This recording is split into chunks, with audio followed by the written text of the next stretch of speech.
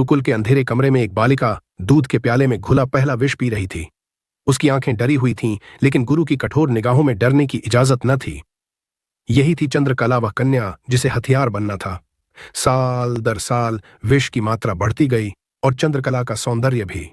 उसके होंठ गुलाब से लाल, आंखें समंदर से गहरी और चाल में ऐसा लहराता नशा जिससे बड़े बड़े राजकुमार बहक जाएं। वह विष कन्या थी, एक ऐसी स्त्री जिसका स्पर्श मृत्यु था। दृश्य मगध का दरबार। राजा कोसील ने पहली बार चंद्रकला को नृत्य करते देखा। उसकी आंखें उसे पढ़ नहीं पा रही थीं। वह सुंदर थी मगर रहस्यमयी। उसके अनेक अंगों की लय, आंखों की चमक और अधरों की मुस्कान, सब कुछ आम नहीं था। रात होते ही राजा ने उसे बुलवाया।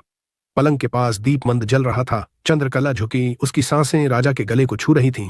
मगर जब राजा ने उसका चेहरा थामा, उसकी आंखों में कुछ कांप गया। नशा नहीं, भावना। चंद्रकला ने पहली बार जहर लेना छोड़ दिया था। वह अब किसी को मारना नहीं चाहती थी, क्योंकि वह प्रेम कर बैठी थी।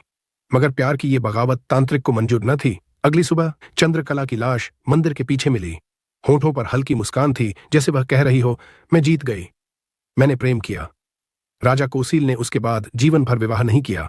उसने अपने कक्ष में उसकी एक मूर्ति बनवाई और रोज एक गुलाब चढ़ाता रहा उस स्त्री की याद में जो मौत थी, लेकिन प्यार से भरी।